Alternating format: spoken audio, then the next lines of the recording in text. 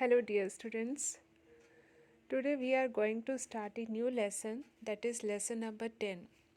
बेटा आपकी history 3 parts में डिवाइड है. First is ancient history, second is medieval and third is modern history. हमारी 2 बुक्स ख़त्म हो चुकी हैं. आज हम थर्ड बुक जो है वो स्टार्ट करने जा रहे हैं. थर्ड बुक का ये लेसन 1 है और आपकी बुक के हिसाब से ये लेसन 10 है. ठीक है, तो लेसन का नाम है उपनिवेशवाद और देहात, सरकारी अभिलेखों का अध्ययन. तो बेटे इसमें जो हम आज पढ़ने जा रहे हैं, इस चैप्टर में हम पढ़ेंगे बंगाल के ज़मींदार के बारे में, कंट्री साइड के बारे में, जोधदार न्यू क्लास इमर्ज हुई थी इस टाइम में, इसके बारे में, और new system that is permanent settlement, इस्तमरारी बंदोबस्त के बारे में पढ़ेंगे. बेटे आप सबको पता है कि ईस्ट इंडिया कंपनी जो थी वो 1600 ईस्वी में जो थी ये फॉर्म हुई थी और ये भारत में व्यापार करने के लिए आई थी. इन्होंने यहाँ पर जो था 1757 तक खूब व्यापार किया, लेकिन तब इन्हें इंडिया का सिस्टम अच्छे से समझ में आ गया था और इन्होंने ये जान लिया था कि भारत में यूनिटी बिल्कुल नहीं है और यहाँ पर राज करना बहुत आसान है. तो उन्होंने 1757 में पहली लड़ाई लड़ी थी, that is battle of Plassey, and 1764 में सेकेंड लड़ाई लड़ी, that is battle of Buxar. इस लड़ाई के बाद जो था इनका बंगाल के ऊपर जो था अधिकार हो गया था और इनको बक्सर की लड़ाई के बाद जो था बंगाल, बिहार और उड़ीसा यहाँ की दीवानी मिल गई थी. दीवानी का मतलब होता है लैंड रेवेन्यू कलेक्ट करने का राइट. ठीक है, तो ये बंगाल के जो थे ये ऑनर बन गए थे, इसके ये स्वामी बन गए थे. तो इन्होंने यहाँ पर जो था एक जो था नया सिस्टम स्टार्ट किया था, दैट इज़ परमानेंट सेटलमेंट. क्योंकि ये जो थे वो कंट्री साइड यानी गांव में इन्होंने सबसे पहले अपना राज करना स्टार्ट किया था, तो ये उसको रीऑर्डर करना चाहते थे, उसको सिस्टम को ठीक करना चाहते थे.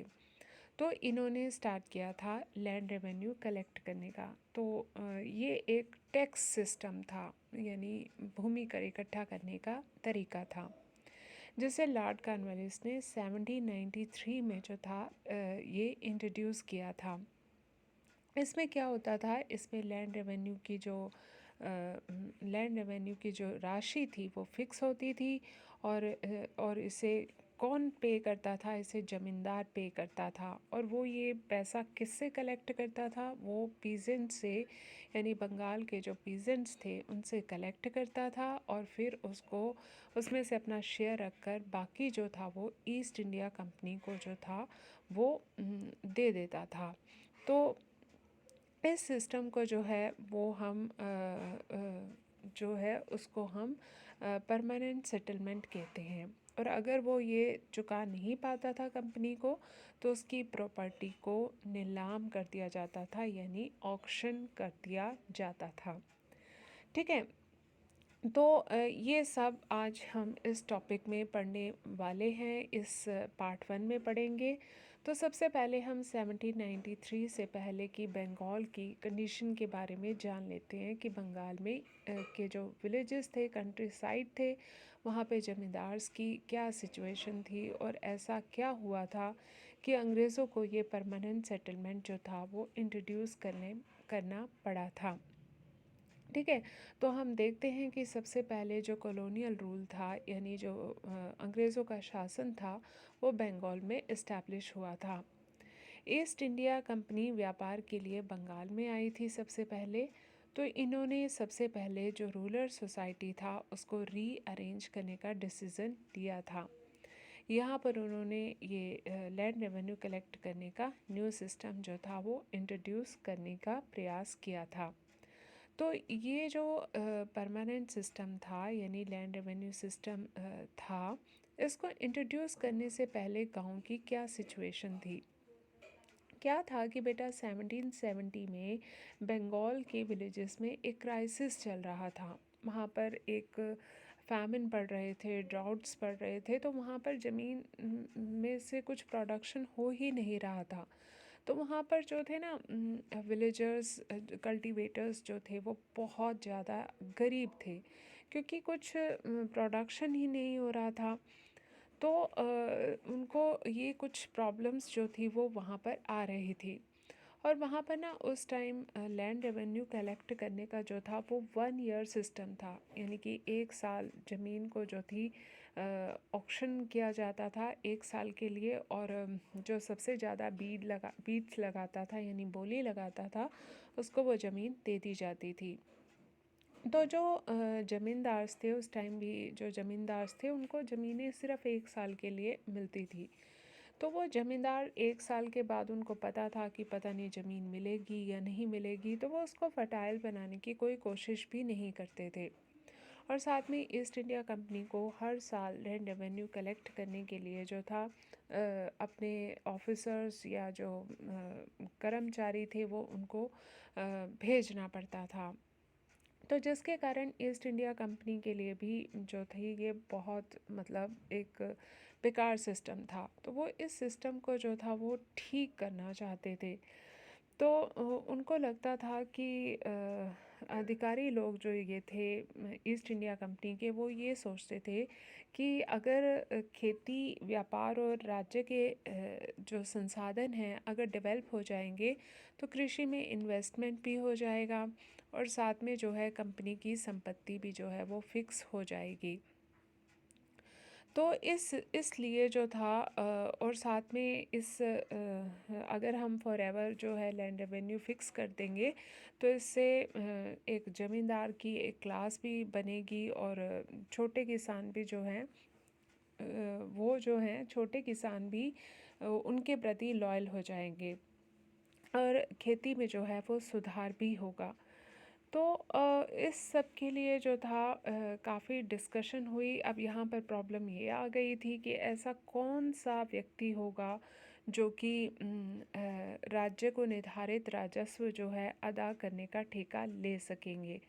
तो इसके ऊपर लॉन्ग डिस्कशन हुई और उसके बाद ये डिसीज़न लिया गया कि जो बंगाल के राजा हैं और जो तालुकदार हैं उनके साथ इस्तेमरारी बंदोबस्त लागू किया जाएगा।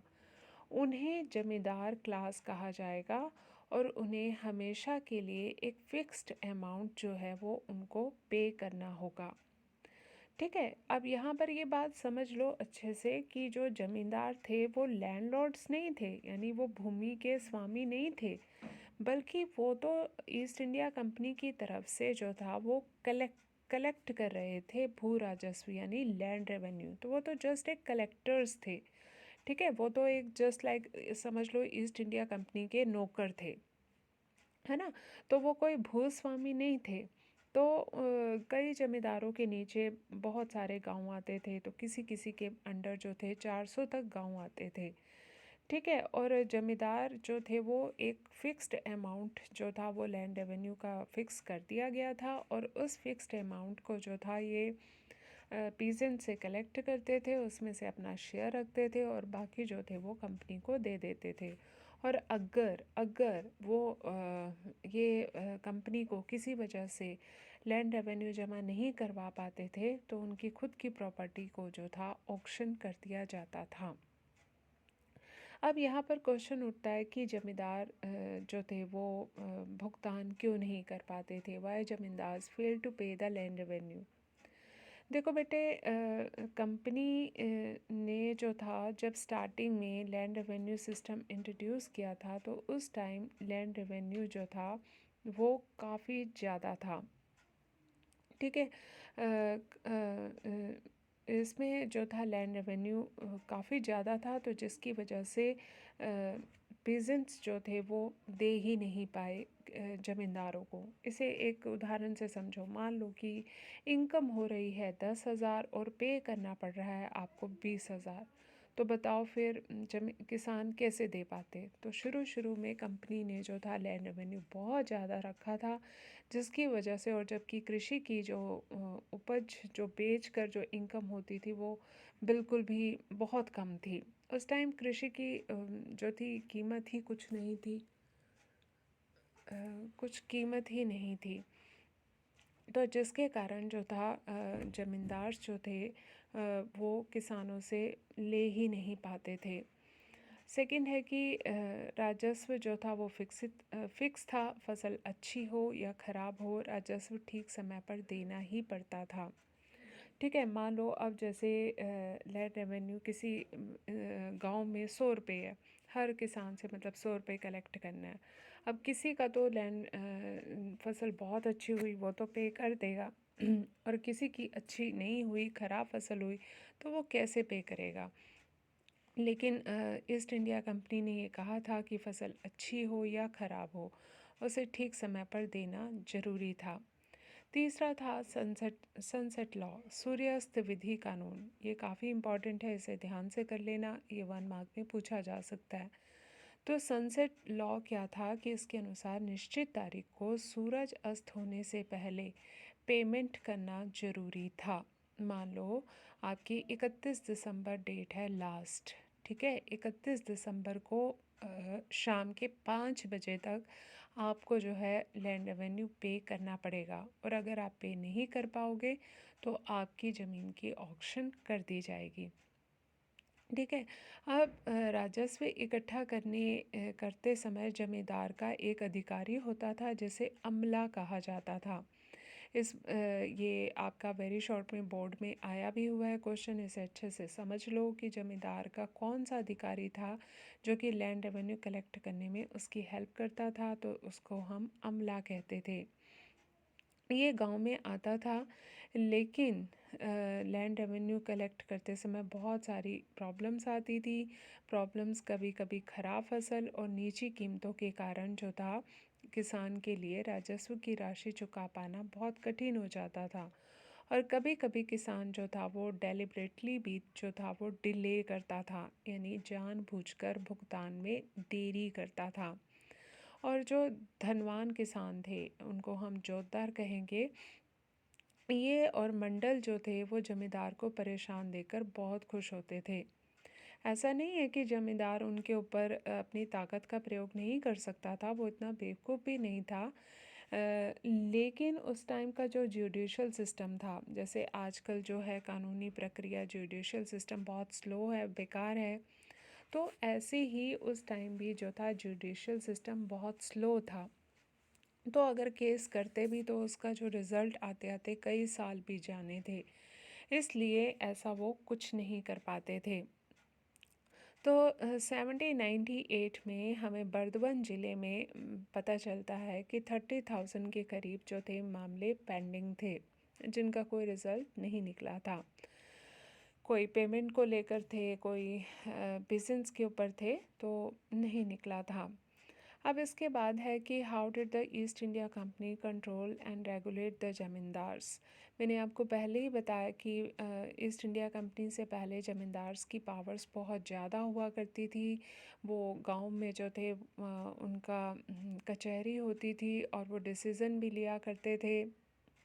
उनकी अपनी सेना होती थी, बहुत लेविश लाइफ जो थे, शान शौकत की ज़िंदगी बिताते थे, उनके अपने किले भी होते थे। लेकिन ईस्ट इंडिया कंपनी जो थी वो ज़मींदार्स की इतनी पावर को सहन करने के लिए तैयार नहीं थी। तो उन्होंने ज़मींदार्स की पावर्स को कंट्रोल कैसे किया। सबसे पहले उन्होंने ज़मींदार्स को जो था उनके जो सैन्य टुकड़ियाँ थी, जो ट्रूप्स थे, उनको जो था ख़त्म कर दिया। सेकेंडली उनकी जो कचहरी थी, उनकी जो कोर्ट्स थी, वो कलेक्टर के सुपरविजन में चली गई, who was appointed by the east India company. Third था कि ज़मींदारों से जो वो लोकल जस्टिस और लोकल पुलिस जैसे उनके जो राइट्स थे वो उनको स्नैच्ड कर लिया गया, यानी कि जो वो न्याय करते थे या स्थानीय पुलिस की व्यवस्था करते थे वो पावर भी उनसे छीन ली गई और उनके जो राइट्स थे बहुत लिमिटेड कर दिए गए। इसके बाद हम नेक्स्ट टॉपिक पढ़ते हैं, दैट इज़ राइस ऑफ जोतदार्स। देखो, जमींदार्स के सामने बहुत सारी प्रॉब्लम्स थी, उनमें एक और बड़ी प्रॉब्लम थी, दैट इज़ राइस ऑफ जोतदार्स। अब यहाँ पर क्वेश्चन उठता है कि ये जोतदार कौन थे। 18th सेंचुरी के अंत में विलेजेस में जो था एक न्यू क्लास इमर्ज हो रही थी, और वो थे जोतदार। ये धनी किसान थे, इनकी में सिचुएशन बहुत ज़्यादा स्ट्रांग थी। हमें जो है एक ब्रिटिश जो है वो ट्रैवलर हुआ, दैट इज़ फ्रैंकिंग बुचनेस। उन्होंने अपनी बुक दिनजापुरा में बताया है, दिनाजपुर की में बताया है कि किस तरीके से ये जोरदार कितनी लेविश लाइफ जो थे वो जीतते मतलब लीड करते थे। इनके अपने बड़े बड़े घर हुआ करते थे, तो उनके बारे में इन्होंने बताया है। तो 19 सेंचुरी के आरंभिक वर्षों में, यानी कि 1801 2 3, तो 1800 के जो 1900 शताब्दी के जो प्रारंभिक वर्ष थे, यहाँ पर 19 सेंचुरी का मतलब 1800 से जब ईयर स्टार्ट होते हैं तो उसको हम 19 सेंचुरी मानते हैं। तो उसमें हमें पता चलता है कि जोतदारों ने ज़मीन के बड़े बड़े हिस्सों पर कंट्रोल कर लिया था। इनके अंडर जो थी वो कई हज़ार एकड़ ज़मीन थी। ये जो थे, इन्होंने लोकल व्यापार करना अपने हाथ में ले लिया था। इवन जो मनी लेंडर का ये काम था, साहूकारी का जो कारोबार था, वो भी इनके नियंत्रण में था। ठीक है। और जोतदारों द्वारा जो था गरीब काश्तकार कौन होते हैं? Poor cultivators. उनके ऊपर ये अपनी पावर्स का भी यूज़ करते थे, क्योंकि देखो बेटा, उस टाइम गांव में बैंक्स नहीं होते थे, तो गांव के लोगों को पैसे की बहुत ज़रूरत पड़ती रहती थी। इसलिए वो इन जोतदारों से मनी लेंडिंग लिया करते थे, यानी उनसे पैसे उधार लेते थे। तो उनके लिए तो यही भगवान थे। ठीक है। तो जोतदार जो थे, इनको पैसा उधार भी देते थे और इनके ऊपर अपनी पावर्स को भी जो था वो यूज़ करते थे। ठीक है। और ये अपनी ज़मीन का बड़ा हिस्सा बटाईदारों के माध्यम से जोता करते थे। यहाँ पर ये बटाईदार देखो वर्ड आ रहा है, क्वेश्चन 1 मार्क में आ सकता है कि बटाईदार कौन थे। इनको हम अधियार या बरगदर्स भी कहते हैं। ये लोग कौन होते थे? इनके पास अपनी ज़मीनें नहीं होती थी, तो ये अपने जो थे इक्विपमेंट्स या अपने जो भी मतलब औजार या हल जो थे वो प्लग लाते थे और फसल और उस धनी जो जोतदारों की ज़मीनें जोतते थे। और जब फसल कट जाती थी तो उसका आधा हिस्सा जोतदार को दे देते थे और आधा हिस्सा खुद लेकर चले जाते थे। ठीक है। तो गांव में जोतदार जमींदारों की अपेक्षा ज़्यादा जो थे वो पावरफुल होते जा रहे थे, क्योंकि जमींदार जो थे वो शहरी इलाकों में रहते थे। ठीक है। तो ऑब्वियस है कि उनका गांव के लोगों से कोई लेना देना ही नहीं था, और जबकि जमींदार जोतदार जो थे वो गांव में रहते थे, वो गांव वालों को पैसे उधार भी देते थे ज़रूरत पड़ने पर, और उनके ऊपर कंट्रोल भी करते थे।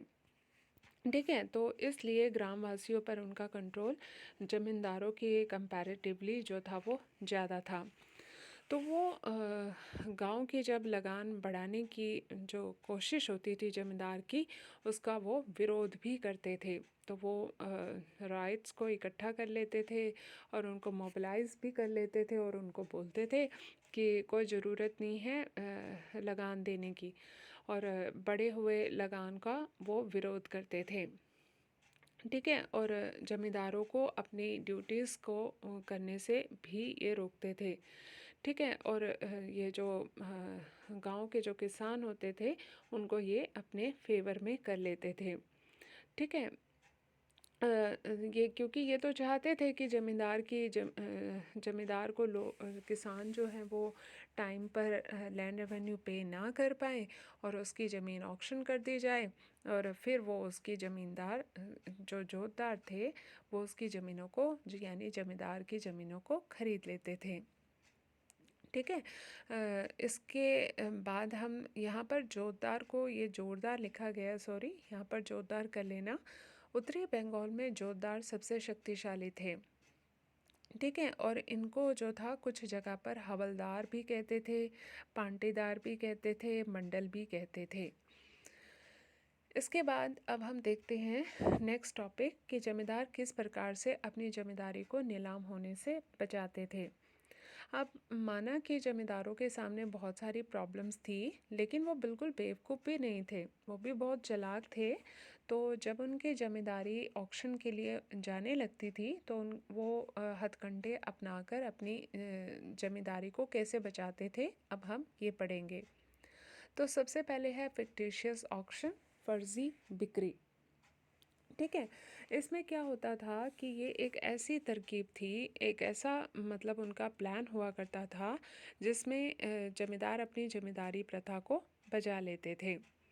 ठीक है, जैसे कि बुर्दमन में अभी मैं तुम्हें एग्जाम्पल देके बताती हूँ। अभी जस्ट थोड़ा सा ऐसे ही देख लो कि बुर्दमन के राजा ने अपनी जमींदारी का कुछ हिस्सा अपनी माता के नाम कर दिया था, क्योंकि ना उस टाइम ईस्ट इंडिया कंपनी जो थी वो स्त्रियों की संपत्ति को स्नैच नहीं करती थी। अगर किसी लेडी के नाम प्रॉपर्टी होती थी तो वो उसको नहीं छीनती थी।